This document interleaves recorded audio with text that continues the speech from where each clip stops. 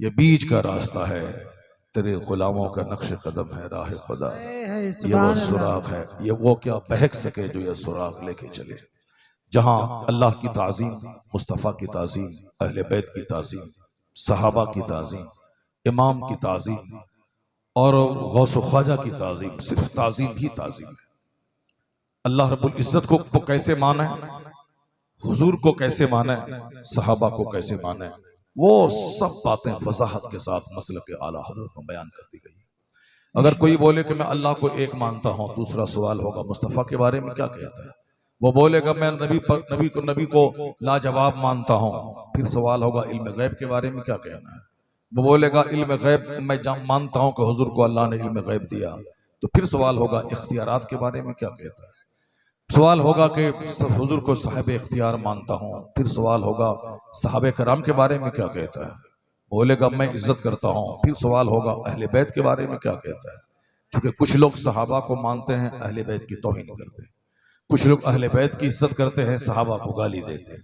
तो अब एतराज पे एतराज पैदा होता जाएगा। लेकिन कंप्लीट मोमिन का कोई एक ऐसा जुमला हो, सेंटेंस, जिसके बोलने के बाद पता चल जाए कि ये आदमी न सहाबा का गुस्ताख है, न अहले बैत का गुस्ताख है, न गौसो ख्वाजा का गुस्ताख है, न रसूल पाक का गुस्ताख है, परफेक्ट मोमिन है ये।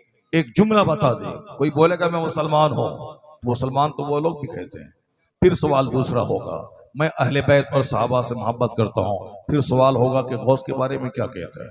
क्योंकि कुछ लोग इमाम आजम को मानते हैं, गौस आजम की तौहीन करते हैं, और कुछ लोग गरीब नवाज को गौस आजम से बड़ा मानते हैं। यानी फतूर पैदा होता जा रहा है, जुबाना दुनिया क़यामत के करीब जाती जा रही है। वैसे ही तरह तरह की उल्टी सीधी सोच पैदा होती जा रही है। इस दौर में एक लफ्ज है जिसके आगे कोई सवाल नहीं होगा कि हुजूर के बारे में क्या, सहाबा के बारे में क्या, अहले बैत के बारे में क्या, इमाम आजम के बारे में क्या, गरीब नवाज के बारे में आगे कोई सवाल नहीं। सिर्फ एक जुमला है, मसलके आला हज़रत जिंदाबाद। कोई बोल दे कि मैं मसलके आला हज़रत के मानने वाला हूं, अब सवाल दूसरा होगा ही नहीं कि अल्लाह ताला के बारे में क्या अकीदा है, हुजूर के बारे में क्या अकीदा है, सहाबा के बारे में क्या अकीदा है, अहले बैत के बारे में क्या अकीदा है, गौस ख्वाजा के बारे में क्या अकीदा है। जो परफेक्ट अकीदा है उसी की तर्जमानी का नाम है मसलके आला। सुभान अल्लाह। इससे जो बुग़्ज़ रखेगा जरूर कहीं ना कोई उसकी चोरी पकड़ी जाएगी। या तो अहले बैत की मोहब्बत में जलेगा, हुसैन हुसैन अली अली करेगा, तो कहीं जरूर कभी ना कभी वो हजरत सिद्दीक़ अकबर को गाली देता नजर आएगा, कभी जरूर अमीर मुआविया रज़ी अल्लाह तआला अन्हु को गाली देता नजर आएगा, क्योंकि उसके दिल का चोर पकड़ा जाता है। मसलक आला हजरत का फॉलोवर न कभी मौला अली से बुग़्ज़ रखेगा, न कभी हजरत अमीर मुआविया से बुग़्ज़ रखेगा।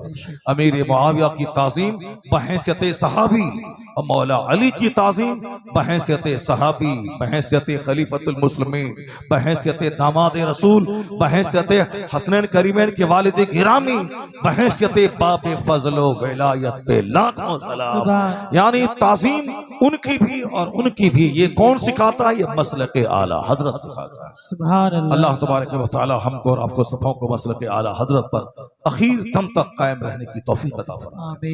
मेरी गुफ्तगू चल रही थी, सोच आज लोगों की टेढ़ी हो गई, उसमें हराम ग़ज़ाओं का बहुत बड़ा दखल है। बदन में आग लगी है। बहुत सारी औरतें हमारी थी जो जवानी के दिनों में बेवा हो गई, उनकी शादी दूसरी नहीं हुई, 80 साल में उसकी वफात हुई, लेकिन पूरी जिंदगी नेकियों से इबारत है, पूरी जिंदगी तकवा और तहारत से इबारत हो गई। पटना अजीमाबाद की एक खातून जवानी में बेवा हो गई, दूसरी शादी नहीं करी, उन्होंने अपने आप को घर में मुक़य्यद कर दिया। न अजनबी मर्दों का चेहरा वो देखती थी, न अजनबी मर्दों से बात करती थी, अपनी इज्जत की हिफाजत, शादी नहीं करी उन्होंने। दिन रोजा रखने में, रात तिलावत और नमाज में वो गुजारती थी।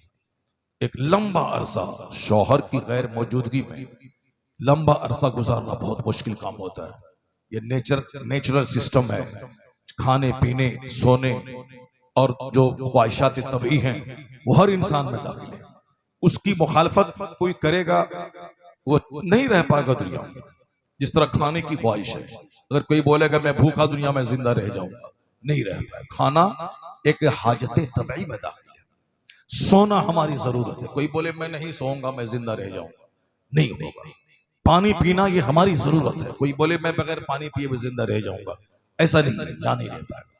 उसी तरह खाना, दाना, पानी जिस तरह जरूरत है, उसी तरह एक जरूरत है। अगर मैं मर्द हूं तो मेरी एक जरूरत है। मेरे बाप अगर शादी नहीं करते तो मैं पैदा नहीं होता। मेरे दादा अगर शादी नहीं करते तो मेरे बाप पैदा ना होते। गौसे आजम के वालिद गिरामी सैयद अबू सालेह जंगी दोस्त अगर शादी नहीं करते तो गौसे आजम कहां से पैदा होते। ख्वाजा गरीब नवाज के वालिद सैयद गियासुद्दीन रज़ी अल्लाह तआला अन्हु शादी नहीं करते तो गरीब नवाज कहां से पैदा होते। आला हजरत के वालिद मुफ्ती नकी अली खान रज़ी अल्लाह तआला अन्हु शादी नहीं करते तो आला हजरत कहां से पैदा होते। ये एक नेचुरल सिस्टम है। अल्लाह ने मर्द को पैदा किया है और औरतों को पैदा किया है। मर्द के लिए औरतों में कशिश अल्लाह ने रख दी है और औरतों के लिए अल्लाह ने मर्दों में कशिश रख दी। अगर इसको इस्लाम से हट के दोनों अपने तबीयत का इस्तेमाल करें तो वही जराइम पैदा होगा, वहां जिनाकारी का इजहार होगा, समाज एक दूसरे से कट के मर जाएगा और एक खूबसूरत औरत पे 10 आदमी हाथ दौड़ाएगा और जंग होगी, कत्लो क़ताल होगा, दुनिया आग से भर जाएगी।